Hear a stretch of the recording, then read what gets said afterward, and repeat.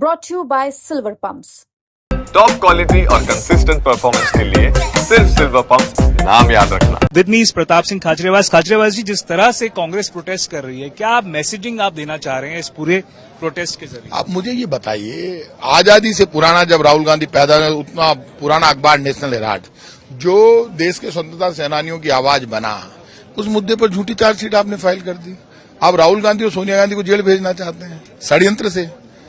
आप मुझे ये बताइए, आप चाहते हैं क्या अपोजिशन को बिल्कुल वॉश आउट करके, जिस देश में इंदिरा गांधी जी की हत्या हो गई, इन्हीं की दादी की राजीव गांधी जी की हत्या हो गई, ये क्या षड्यंत्र है बीजेपी का? पर सर, मैसेजिंग लोगों के बीच में कहीं ना कहीं ये जा रही है कि जब गांधी परिवार पे बात आती है तब तो कांग्रेस के नेता सड़क पर उतर आते हैं, जब लोगों से जुड़े हुए मुद्दे, बेरोजगारी, महंगाई, इसमें कांग्रेस कहाँ रहती है सर? तो राहुल गांधी और पूरी कांग्रेस लड़ रही है, सुन कौन रहा है? बीजेपी तो मुद्दों से ध्यान हटा रही है। बीजेपी तो सिर्फ हिंदू मुसलमान की बात करती है। आप मुझे बताइए, ट्रंप तो सुनीता विलियम को नीचे लेकर आते हैं, ये औरंगजेब को निकालकर कब्र से लाते हैं। बीजेपी कब्रों से लड़ने लग गई और खुद आरएसएस ने माना कि कब्रों से नहीं लड़ना है। तो बीजेपी तो मुद्दों की बात ही नहीं कर रही। गरीबी, महंगाई, बेरोजगारी मुद्दे आउट हो गए।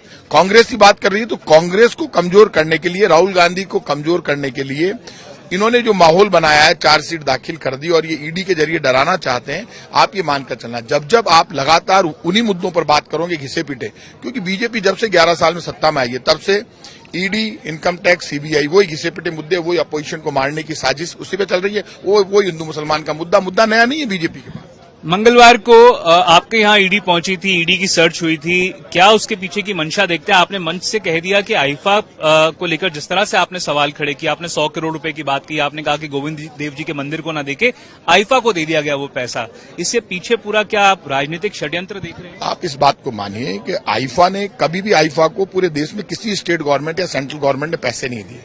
आप 2 दिन के नाच गाने देखने के लिए 100 करोड़ रुपए उनको दे देते हैं, यहाँ से 3000 करोड़ रुपए आईफा वाले कमा के लेके। जोड़ क्यों रहे हैं दोनों चीजों को? मैं इसलिए जोड़ रहा हूँ, गोविंद देव जी के पैसे इन्होंने ले लिए ना। कह रहे हैं इन्फोर्समेंट डायरेक्टरेट की रेड इसलिए पड़ी है क्योंकि आपने सवाल खड़ा किया। देखिए, इनके सारे नेता जाकर ऊपर रोते हैं और ये समझते हैं आवाज कम हो जाएगी। कई नेता मेरे से अकेले में बात भी करते हैं, रिक्वेस्ट करते हैं, हमें व्यक्तिगत रूप से टारगेट मत करो।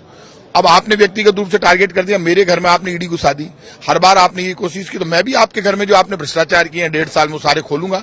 बजरी में जो नाखूनों से कुचर के आपने पैसे खाए हैं, आईफा में जो आपने गड़बड़ की है, या आप बिजली में, पानी में जो घोटाले कर रहे हैं, हर डिपार्टमेंट में जो घोटाले हो रहा है, वो सारे खुलेंगे। और राइजिंग राजस्थान में क्या हुआ आप जानते हैं? फ्री में जमीनें बांट दी इन्होंने लोगों को, और खुद ये मानते हैं, ये कह रहे हैं कि जो भी राइजिंग राजस्थान में एमओयू करेगा उसको हम 3 जगह जमीन देंगे।